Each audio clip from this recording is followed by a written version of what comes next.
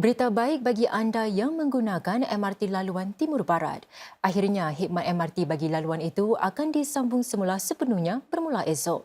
Ini selepas kerja-kerja pembaikan selesai dijalankan pada bahagian landasan yang rosak antara stesen Jurong East dengan Buona Vista. Penguasa Pengangkutan Darat LTA dan syarikat SMRT menyatakan lewat malam semalam, para jurutera dan teknisyen sudah menggantikan 10 segmen rel yang dikesan mempunyai keretakan baharu. Mereka kemudian menjalankan satu siri ujian termasuk ujian ketahanan. Pihak berkuasa menyatakan kereta api menghala ke arah barat akan bergerak pada kelajuan lebih rendah apabila sampai di bahagian-bahagian yang diperbaiki itu. Ini akan dilakukan sehingga Khamis ini atas sebab-sebab keselamatan. Ia juga menasihatkan para penumpang supaya mengambil kira masa tambahan 5 minit dalam masa perjalanan mereka. SMRT and LTA have successfully completed all the safety checks and tests, and we are therefore able to fully resume train services from tomorrow morning. I've met with our workers who are involved in the repair works, the inspection and testing works, and also those who are at the front lines helping our commuters with their journeys. And I want to express my deepest appreciation to all of them for their hard work and their dedication. Saudara, bermula esok sehingga 1.1 juta rakyat Singapura dijangka meraih manfaat daripada subsidi jagaan kesihatan lebih tinggi.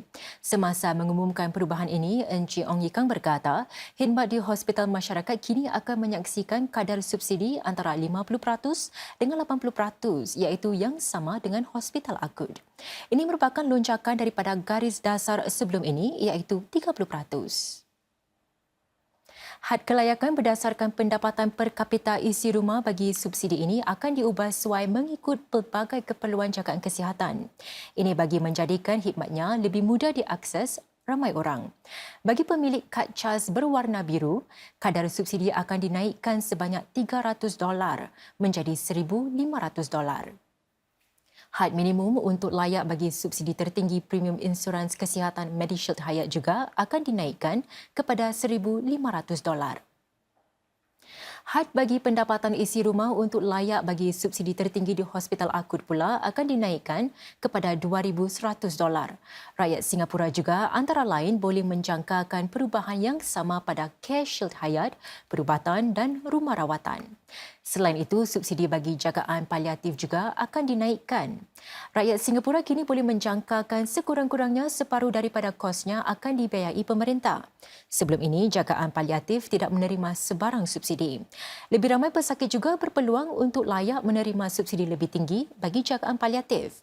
Ini sedang had pendapatan isi rumah bagi jagaan paliatif ditingkatkan menjadi $1,200 berbanding $800 sekarang. Dan sementara itu, khidmat canggih untuk mengesan penyakit seperti impasan CT dan MRI di hospital-hospital masyarakat juga layak menerima subsidi. Sebelum ini, khidmat seperti ini tidak diberi subsidi di hospital masyarakat.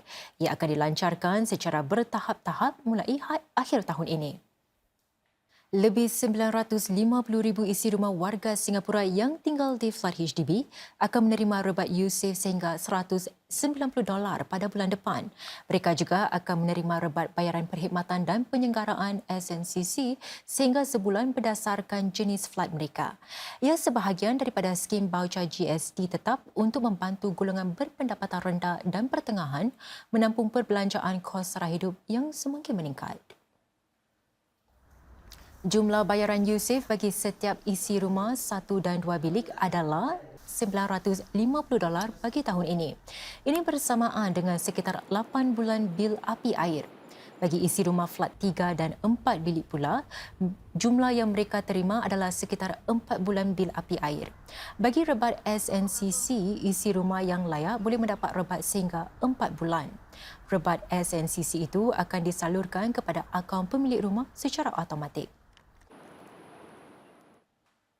Dan dalam pada itu, saudara, tarif elektrik dan gas yang digunakan di rumah akan turun bagi tempoh Oktober hingga Disember. Berbanding suku sebelumnya, tarif elektrik akan merosot 2.6% atau 0.78 sen bagi setiap kilowatt jam sebelum GST.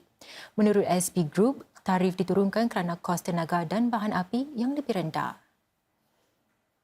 Ini antara lain bermakna bagi keluarga yang tinggal di flat HDB 4 bilik misalnya, purata bil elektrik bulanan mereka akan sehingga $3 lebih rendah.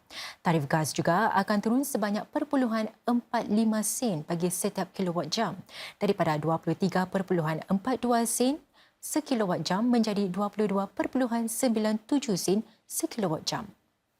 Lebih banyak jaminan dan penjelasan diperlukan bagi syarikat-syarikat yang berniaga di Singapura dan Johor Bahru. Ini selepas pihak berkuasa Malaysia mengumumkan bahawa penguatkuasaan VEP akan dilaksanakan secara berperingkat. Mulai esok 1 Oktober, kenderaan tanpa VEP masih boleh memasuki Malaysia, namun amaran akan dikeluarkan kepada mereka yang tidak memiliki tag RFID. Sebilangan pekerja di syarikat kejuruteraan ini perlu melakukan perjalanan ke Malaysia setiap hari. Syarikat ini membuat permohonan bagi VEP hampir 2 bulan lalu, tetapi masih belum mendapatkan respons daripada pihak berkuasa. Lantaran itu, langkah Malaysia menangguhkan penguatkuasaan membawa sedikit kelegaan buat masa ini kerana ia memberi mereka masa untuk mendaftarkan kenderaan mereka. Prior to that, I already made plans where me and my factory manager will have to take a bus over to the Malaysia side. And I was even contemplating on buying a vehicle in Malaysia just for the time being. Sungguh pun demikian, masih terdapat ketidaktentuan. For example, say if I'm pending for verification, my status shows that at least tell us like, am I waiting for something?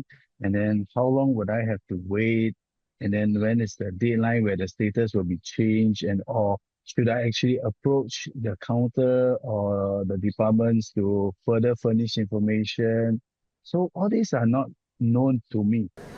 Syarikat sewa kereta ini mempunyai lebih 100 kenderaan, tetapi sehingga 40% daripadanya masih belum lagi mendaftar bagi VEP.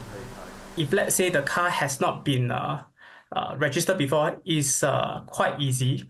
However, the deregistration part of the previous VEP, it will be more challenging because the VEP authority over there taking quite a long time to get back to us on the status, and currently we are just waiting for their updates.